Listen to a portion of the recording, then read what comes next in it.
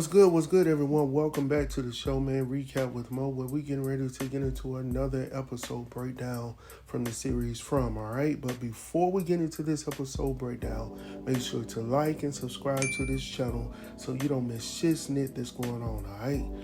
So the episode we're going to talk about tonight is for Season 2, Episode number 10, titled Once Upon a Time, all right? So the synopsis for this episode states that Boyd fears he may have finally run out of answers. As the residents of town prepare for the end, Tabitha clings to the belief that the children could be the key to their salvation. Now that we got that out of the way, let's go ahead and get into this thing, all right? So we start this episode off with Jade on the front porch of the crib, and we see Kenny and Chrissy, they coming over because they had some situation that just went down the previous night with Julie, Randall, and Mary, all right?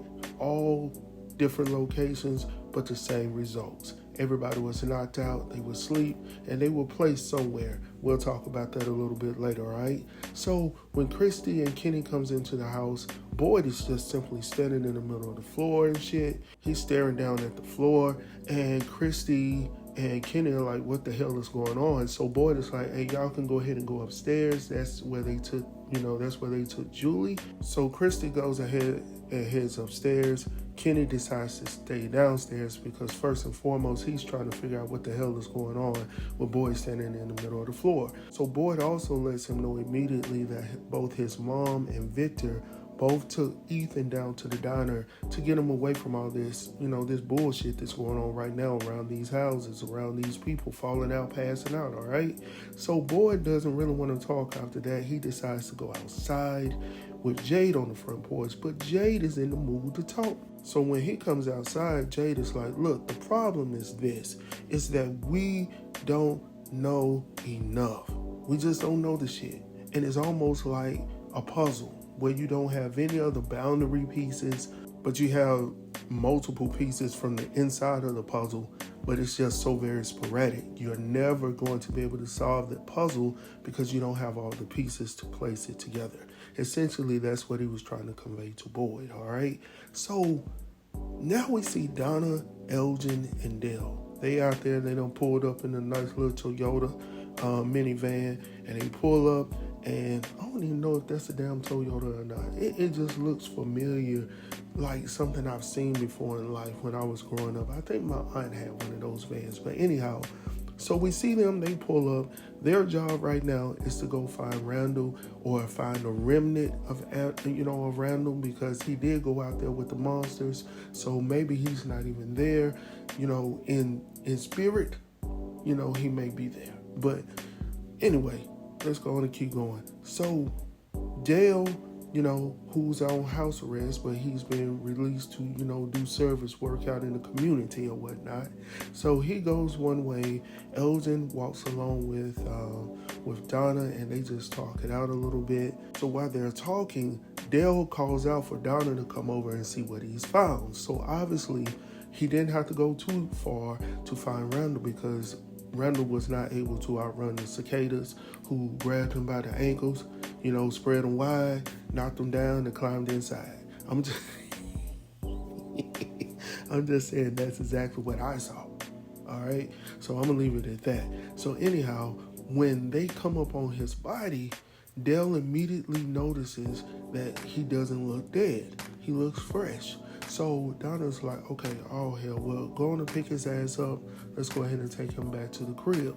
Well, when they get ready to pick this man up, he starts to scream out like he's in pain or whatnot.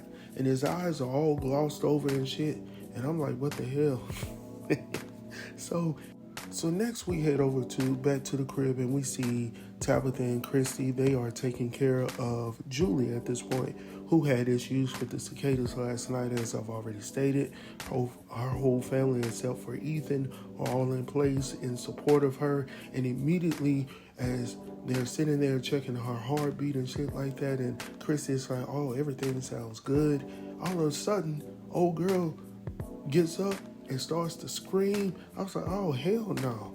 Like, what in the world is going on? So they're trying to hold her down or whatnot. Christy doesn't really understand what's going on, but she's like, hey, I just don't really know. Tabitha is nervous. Jim, of course, is nervous. And then we head over to the clinic. Is it the clinic? Can't remember where the hell these folks are at this moment.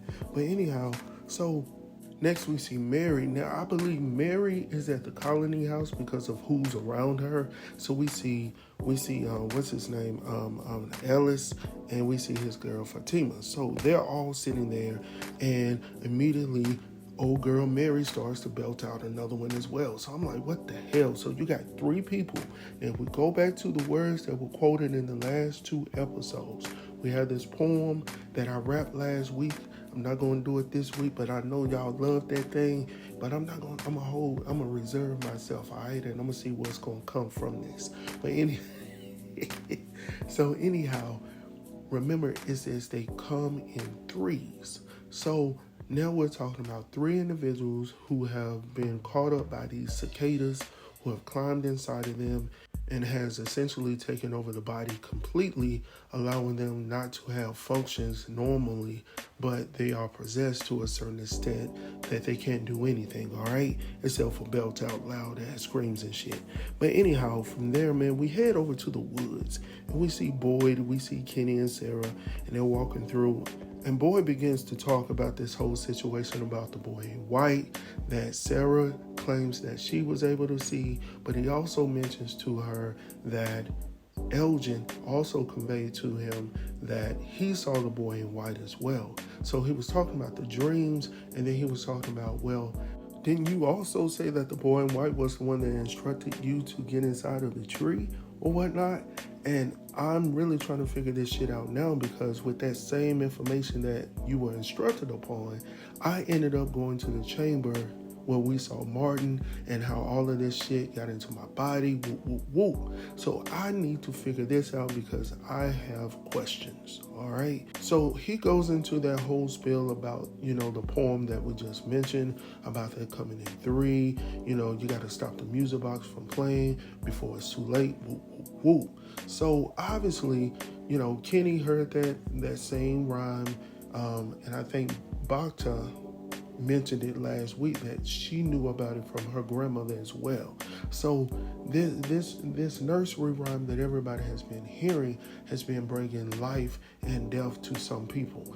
So as they were walking, they came up on the stone walls that, when Boyd got up out of the chambers, he had a torch in his hand, and he was able to see around him where you had all these arched stone pieces around him. So he takes them to this spot. So he's trying to figure out how to find the music box. He knows the music box is there potentially, but he knows that he cannot see it. So he's trying to figure it out. So while they're there though, Sarah says that she can hear the music playing. And Boyd is like, well, I can't hear it. And she was like, it's right here. So she starts to move debris off the ground, but they cannot seem to find the music box, because I believe that is right there, but you can't see it because you have to have, I guess, that magical torch that Boyd had, and we'll talk a little bit about that. But I believe that it's honestly right there. It's almost like the cicadas that you cannot see as well. They're there, but they're not there. All right, but they're still able to do shit too. So the next thing we see, let me go ahead and say this while we're on this part of the episode. So when she was going in about Julie and the music box and whatnot, her nose started bleeding. At one time, both nostrils were bleeding, I believe. So I was like, y'all need to get, Sarah the hell up out of here before she passes out. Because every time she mentions somebody's name with these issues with these cicadas or whatnot, and then she even says, shit, they laughing at you, boy. I was like, what the hell? What you do, boy? They said they tripping right now because you took the worms to the people. And I was like, damn, he sure did.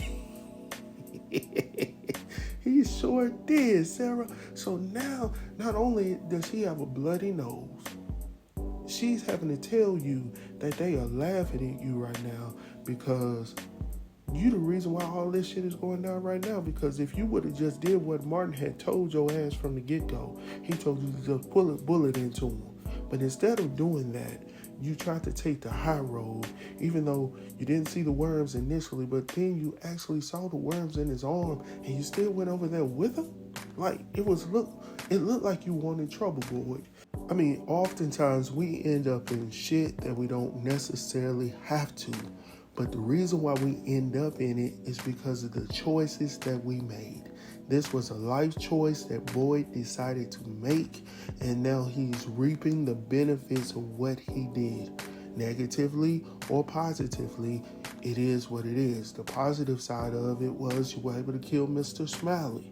The negative side of it, shit, now you got 3 people here with, invisible worms and cicadas, and now you don't know what's about to go down because old girl tells him as well, once Julie and the rest of them die, but I think specifically with Julie or some shit like that, then it is OV. So, boy, you're going to have to figure this shit out, bro. So anyhow, from there, we head back over to the colony house. We see Donna coming in. We see people getting fixed up and whatnot, keeping their health, together. So Donna is pleased to see that everybody's in community. Great. So from there, we see even my girl down on the floor having a whole little prayer session. Like, we should have been doing this since day one. I mean, why we wait till now? I don't know. So anyhow, Boy sees Matthias. He's sitting up there with the shotgun and whatnot. She tells him, pretty much go ahead on one of those shit tonight. Go ahead and lock all these damn guns up in the shed. So he goes on to do that. So from there, we head back over to the crib where we see Tabitha leaned in on her daughter, Julie, and she's really concerned. So she whispers to Jim to come and follow her outside of the room so she can convey some information to him, obviously. So when they get out there, she pretty much tells him that, look, I don't know if you're going to be happy about this or not, but I got some shit that I got to do. And unfortunately, regardless if I got your support or not, I feel like this is the best thing for me to do. So she goes in and tells him about this story about Victor's mom, how she envisioned that she needed to get to the tower to save the children, and ultimately this would be the way for them to escape this insanity this craziness that they're going through. So she shares with him about the dreams that she's been having, the visions she's been having about the little ashy kids or whatnot, or the anti-lotion kids, as I like to call them. And he was like, hold on, wait a minute. Hold on. Now, I know you ain't sitting up here telling me you about to get into some shit that could potentially kill your ass, because I recall recently I just did the same damn thing. But you telling me I need to hold off, but you got plans and you want to go ahead and roll with it. She was like, hell yeah. He said, but why? She said, I don't really have no reason why. I just want to go ahead and go on with these plans because I feel like they would be the best thing for us to do. So, of course, she does that, of course. So from there, we see her talking to Victor, and she's telling him, hey, I need you to show me how to get to the tower.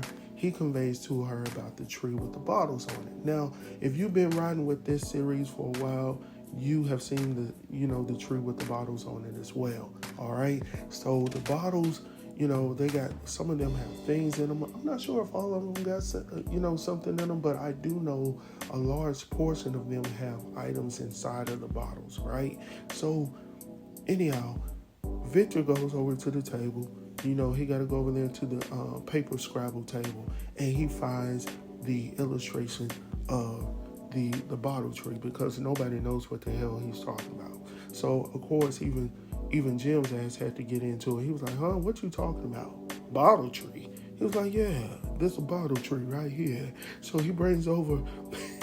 he brings over the paper, and he shows her exactly what it is. So she's like, essentially, can you take me to this tree? Bitch is like, yeah, I can take you. So anyhow, from there, that's the picture, y'all. So anyhow, we head back over to the stone arches, right?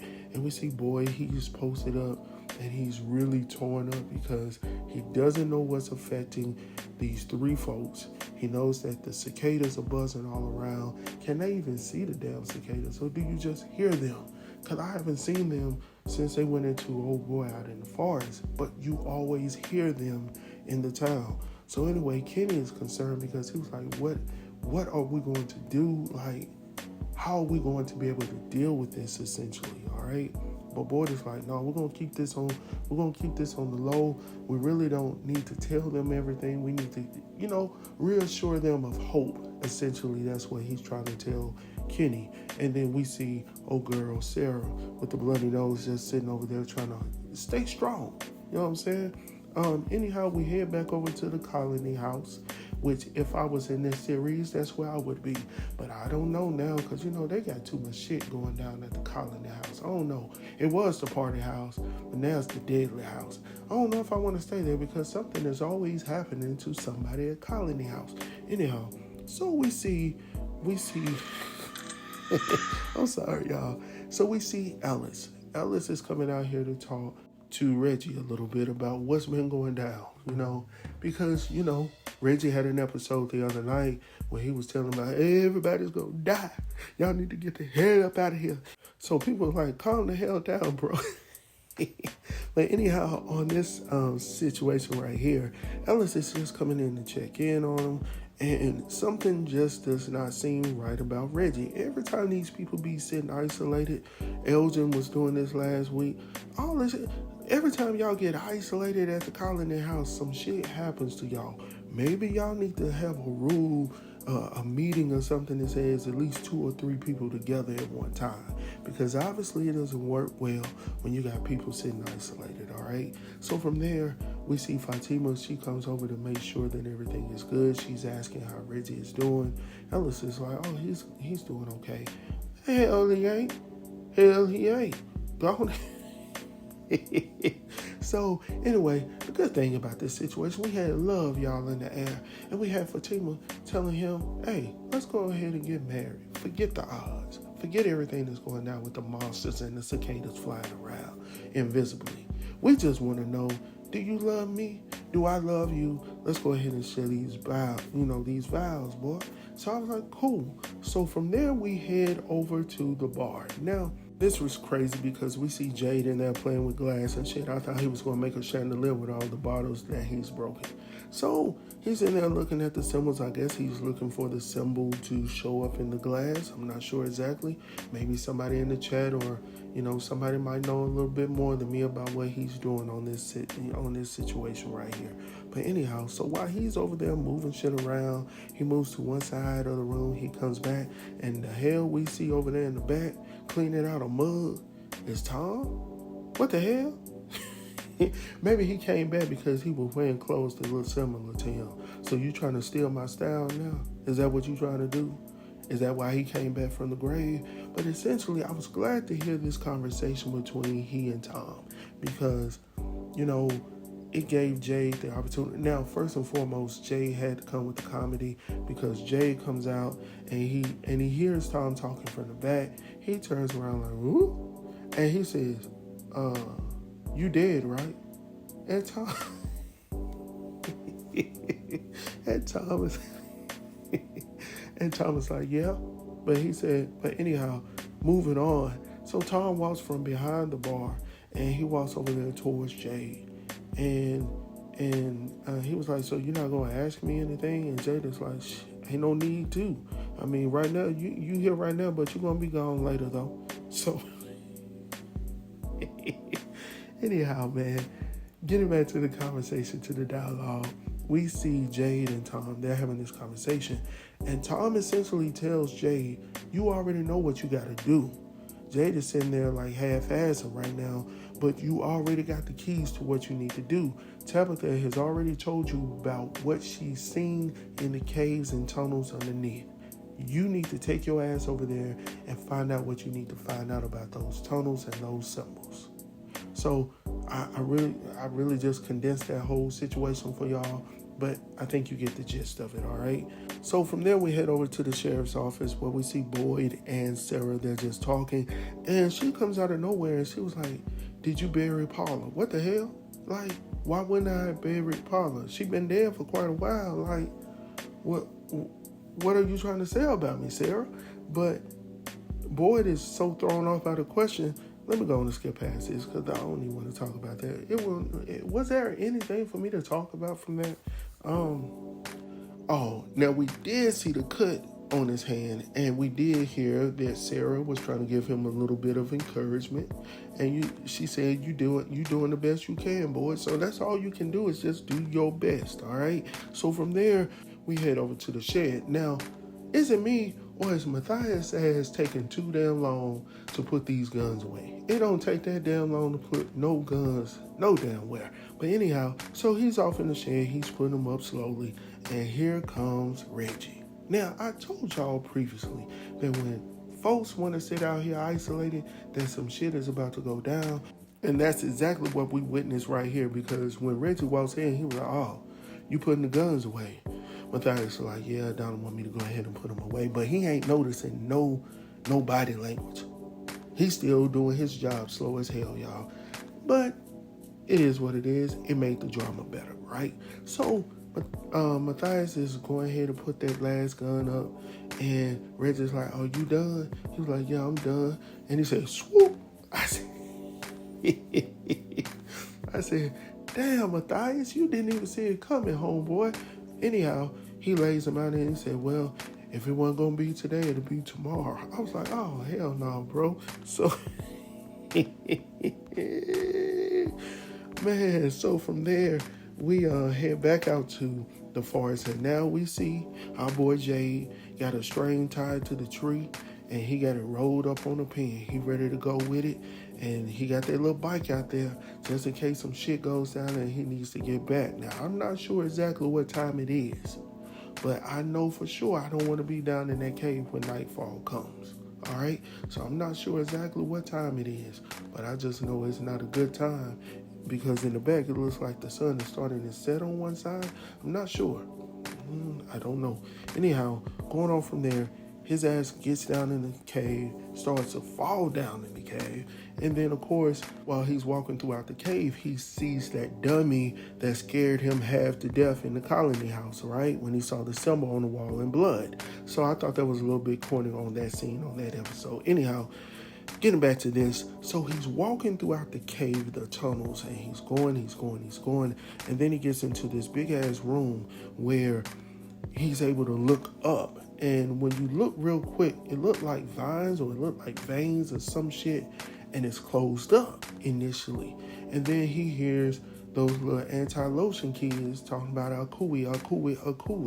And all of a sudden he looks around and he see all these little anti-ashy kids in a circle on some stones and shit. And they just sitting up there powdered up and they ready.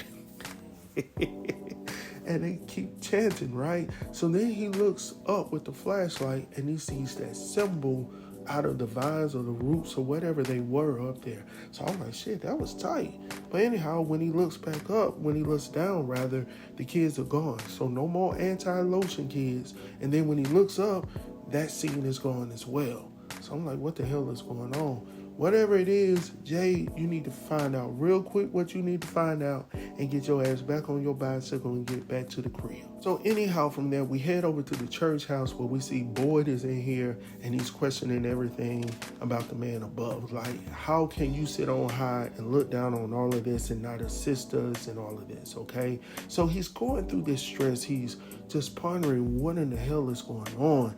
But at the same time, he's having a whole fit inside the building. Like, what's going on? You tearing up mailboxes? So Donna comes in and she's like, hold on, that's a crime right there. Beating up on mailboxes and shit. So, anyhow, he sit down and they have their one-on-one conversation.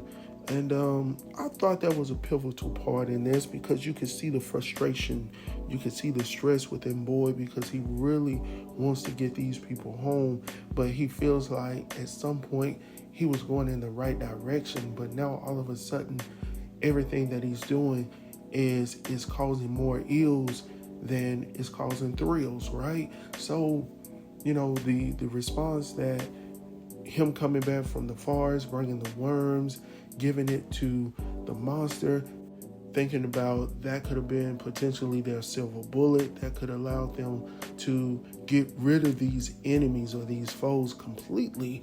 But, from what we saw last week, the shit didn't work. Maybe it didn't marinate enough. Maybe that's what you need to do, boy.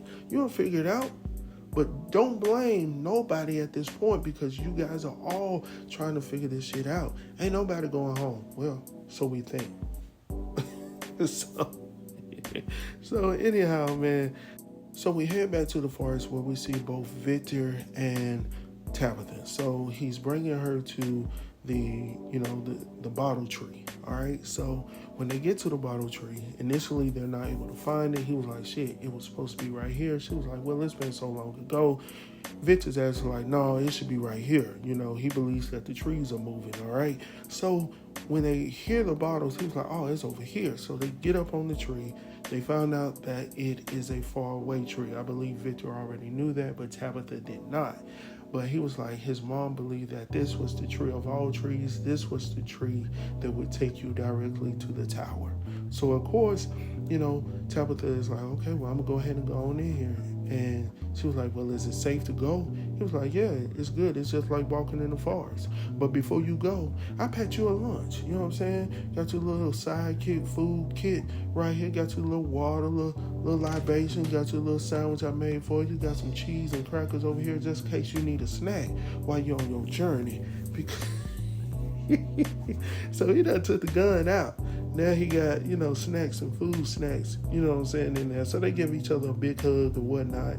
And then when she walks through, she walks out into a whole new part of the forest, like cedars all around her and whatnot. Like it's Christmas, I almost said Christmas. Like Christmas time and shit like that. So then she walks up on this tower. So I was like, damn, like that was real quick. So when she walks up, you see these big doors, and then she looks all the way up, and then you see the lighthouse. All right. So from there, we head back over to the colony house, and we got the marriage of a lifetime. We see Fatima and we see Ellis. They ready to go. They get married in their bedroom.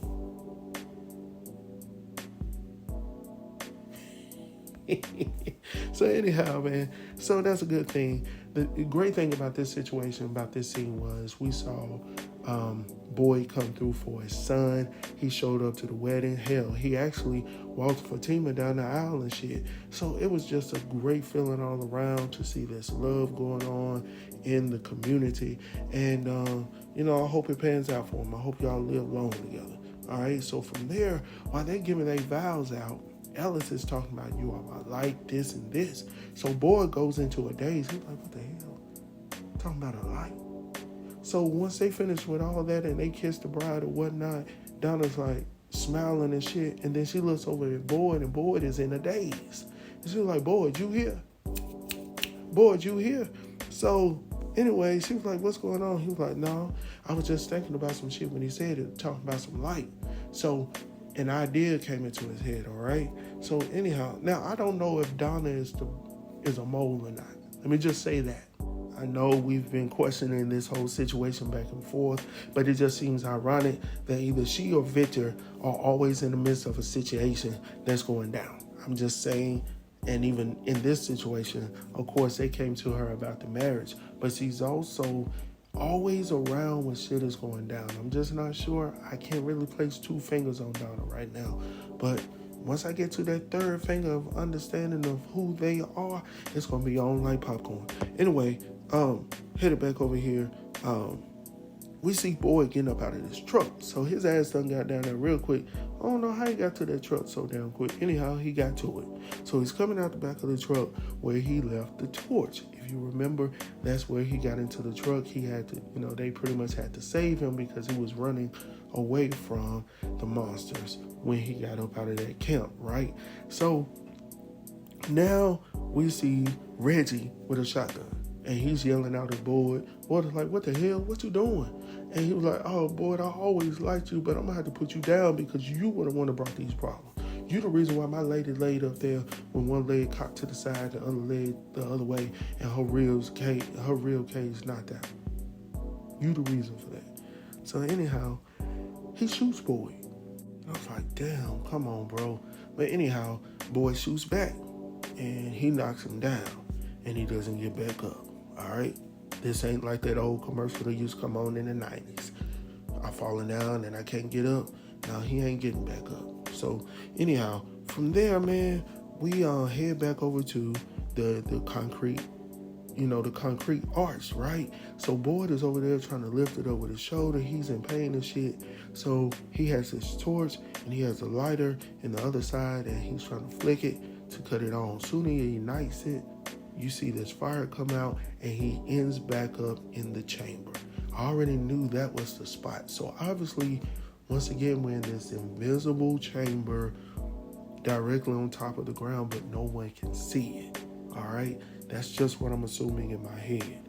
So he's there, and when he gets in, he immediately hears the music box that's off to the side. If you notice, if you look at this image, he's faced this direction. If he looks to his right, you will see, or the left, I'm sorry, you will see the music box. Now, if you recall from where, what's her name, Sarah was, she went to the left, and that's where the music box was. So I'm assuming that's where it was the whole time, but of course you could not see it. So once he gets there, he's looking around and he hears people gasping for air. So when his ass goes into the room, he sees Randall tied up, chained up. He sees Julie tied up, chained up, as well as Mary. All right? All of them who have been, taken over by the cicadas, they have ended up there. So it's like their spirits are there physically or some shit like that.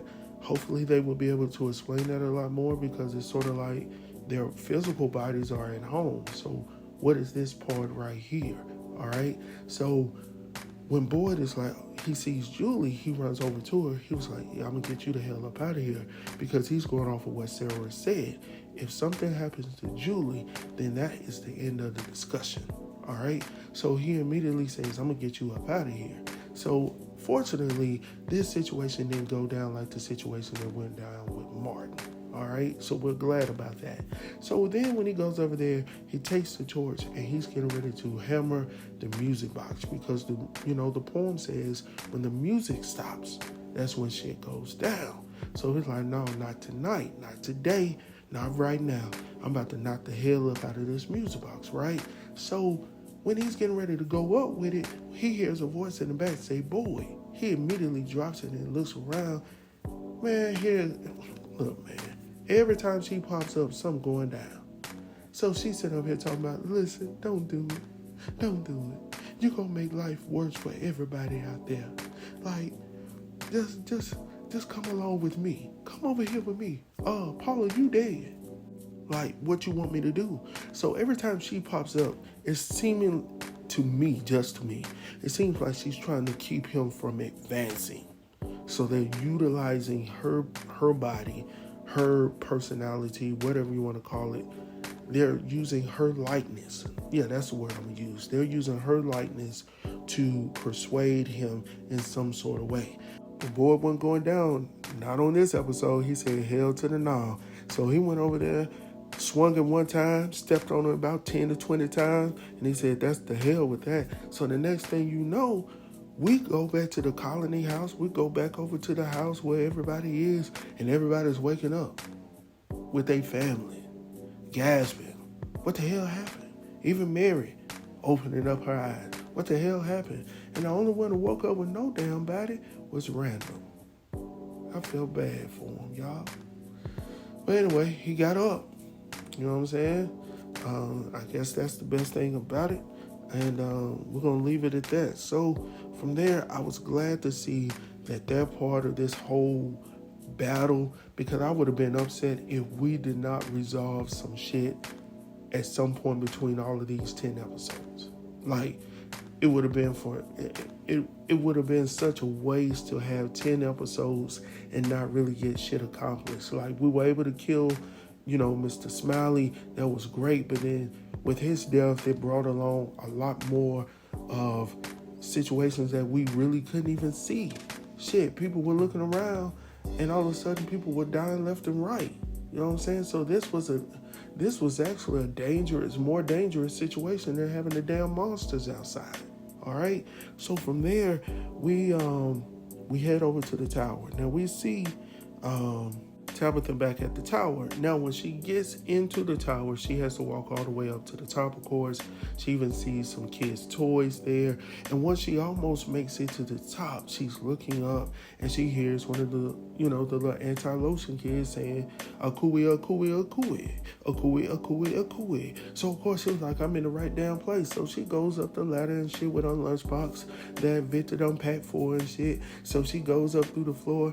And then she's looking around, she's walking around. All she sees is the vision of the community, which is beautiful, by the way. So she sees that, and then she's looking around, and then she hears this little voice behind her. She turns around, and it just so happens to be the boy in white. I was like, what the hell you doing here? And why you not ashy up? All right? Why you not ashed up? All right? So anyhow, he said, this is the only way. And he pushes her ass out the window. And I was like, oh, her ass dead. But then she wakes up in a hospital with normal people, with cuts and bruises on her face or whatnot, but not to the extent that you thought it would have. I guess the boy in white ran downstairs and put a mattress downstairs. But what the nurse conveys to her is it was some hikers that found your body outside and you were just laid up. You know what I'm saying? But you still survived, though. So when she gets up, she goes to the window. She's like, oh, hell no. Like, I done left my family. I done made it out. So obviously, to get outside of the boundaries, you got to go higher enough to get up out and then jump over the boundaries. That's what I gathered from it. But anyhow, that was the episode. That was my review, man. Actually, this was longer than I typically do. I really don't try to have anything longer than 30 minutes.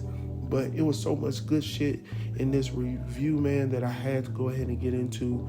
I'm going to go ahead and create another video to talk about some of the things to point out some of the things that I thought were very beneficial for us in this episode and that I'm looking forward to with the next season, all right? So anyhow, with that being said, man, please make sure to like and subscribe to this channel. Thank you guys for hanging in here with me. If you made it all the way to this 36-minute point or 38-minute point, whatever it is, I appreciate you guys, man.